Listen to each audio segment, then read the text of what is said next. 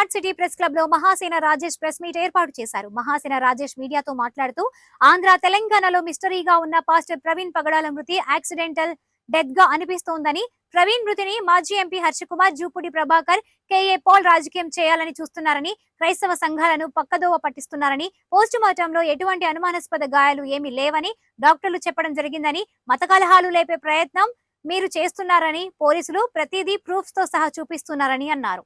అందరికీ జేబీ, అందరికీ నమస్తే అండి. మీడియా మిత్రులందరికీ ఈరోజు ఈ మీడియా సమావేశం ఏర్పాటు చేయడానికి గల కారణం, గత కొన్ని రోజులుగా ఆంధ్ర తెలంగాణలో సంచలనం రేపుతున్న పాస్టర్ ప్రవీణ్ గారి డెత్ మిస్టరీ.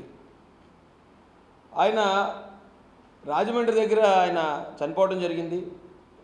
తద్వారా చాలామంది అది హత్య ఏమో అని చెప్పి ఆంధ్ర తెలంగాణలో ఉన్న క్రైస్తవులందరూ చాలా ఆందోళన చెందారు. వాళ్ళు ర్యాలీలు చేశారు, ప్రభుత్వానికి వినతులు అందించారు. అయితే ఈ సంఘటనని కొద్దిమంది కావాలని తప్పుదారి పట్టించడానికి ఇప్పటికి కూడా ప్రయత్నిస్తున్నారు. అలాంటి ప్రతి ఒక్కరికి కూడా తెలుగుదేశం పార్టీ అధికార ప్రతినిధిగా నేను తెలియజేసే విషయం ఒకటే. పోలీసు వారు కానీ ప్రభుత్వం కానీ ప్రతిరోజు మీకు చెప్తూనే ఉన్నారు, ఒకవేళ అది హత్య అని మీ దగ్గర ఏమైనా ఆధారాలు ఉంటే దయచేసి మీరు పట్టుకొచ్చి పోలీసులకు అందించండి, ఆ కోణంలో దర్యాప్తు చేస్తామని. పోలీసు వారు ఈ విషయం జరిగిన వెంటనే ప్రాథమికంగా ఇది రోడ్డు ప్రమాదంగా ఉందని వారు గుర్తించడం జరిగింది. గుర్తించినప్పుడు ఆ రాజమండ్రి గవర్నమెంట్ హాస్పిటల్కి నేను కూడా వెళ్ళాను అదే రోజు. ఆ రోజు నేను అక్కడ చూసిన తర్వాత పోలీసు వారి వివరాలు తీసుకున్నాక, అక్కడ సిచ్యువేషన్ అంతా నేను పరిశీలించాక ఇది 90% యాక్సిడెంట్ లాగే కనిపిస్తుంది, ఎవరో ఆందోళన చెందొద్దని మేము అక్కడ మాట్లాడటం జరిగింది. మరుసటి రోజు పోలీసు వారు ఇచ్చిన ప్రాథమిక సమాచారం మేరకు గౌరవ మంత్రివర్యులు నారా లోకేష్ గారు కూడా ట్వీట్ చేశారు. అయితే దీని మీద చాలామంది అనుమానాలు వ్యక్తం చేస్తున్నారు. కాబట్టి పాస్టర్ ప్రవీణ్ పగడాల గారు గతంలో కొన్ని డిబేట్లు చేశారు, ఆయన కొంతమంది శత్రువులు ఉన్నారు. కాబట్టి ఇది హత్యేమో అనే కోణంలో పోలీసు వారు దర్యాప్తు కూడా ప్రారంభించారు.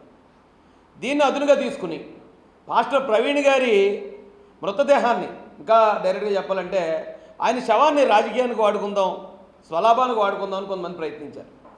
దానిలో మొట్టమొదటి వ్యక్తి గౌరవ మాజీ ఎంపీ హర్షకుమార్ గారు. రెండో వ్యక్తి ఇప్పుడు వైఎస్ఆర్సీపీ నాయకులైన జూపుడి ప్రభాకర్ గారు. మూడో వ్యక్తి కేఏ పాల్ గారు. ఓకే, కేఏ పాల్ గారి విషయాల్ని ఎవరో పెద్దగా పట్టించుకోరు అనుకోండి, కానీ వీళ్ళిద్దరూ ఇంటెన్షనల్గా ఇది యాక్సిడెంట్ హత్య అనేది ఇంకా కన్ఫర్మ్ అవ్వకుండా యాక్సిడెంట్ జరిగిన రోజే, ఎప్పుడైతే ఆయన చనిపోయిన రోజు ఏదైతే ఉందో అదే రోజు హర్షకుమార్ గారు అక్కడికి గవర్నమెంట్ హాస్పిటల్ దగ్గరికి వెళ్ళి ఇదంతా కూడా హత్యే, కన్ఫర్మ్ ఇది హత్య, నాకు డాక్టర్లు కూడా చెప్పారు, అలాగే ఇదంతా కూటమి ప్రభుత్వం చేస్తుందని బేస్లెస్ ఎలిగేషన్స్ చేశారు. అయినా కూడా ప్రభుత్వం కానీ పోలీస్ కానీ ఎక్కడ సంయమనం కోల్పోకుండా వారి ఎంక్వైరీ అంతా కూడా పూర్తిగా హైదరాబాద్ నుంచి సంఘటన జరిగిన ప్లేస్ దాకా పూర్తిగా ఎంక్వైరీ పోలీస్ డిపార్ట్మెంట్ ముగించడం జరిగింది. ఇప్పటికే హర్షకుమార్ గారికి 2 సార్లు పోలీసులు నోటీసులు ఇచ్చారు. మీరు డైరెక్ట్గా అది హత్యాన్ని కన్ఫర్మ్ చేస్తున్నారు, మీరు పోస్ట్ మార్టం చేసిన డాక్టర్లను బెదిరిస్తున్నారు, పోలీసు వారి మీద బేస్లెస్ ఎలిగేషన్ చేస్తున్నారు, ఇది గవర్నమెంటే చేసింది అంటున్నారు, తెలంగాణలో రీపోస్ట్ మార్టం చేస్తాను అంటున్నారు. మీ దగ్గర ఆధారాలు ఉంటే వచ్చి పోలీసులకు ఇవ్వండి అని చెప్పినప్పుడు హర్షకుమార్ గారికి కొవ్వూరు డిఎస్పీ దేవకుమార్ గారికి ఎంత దూరం ఉంది?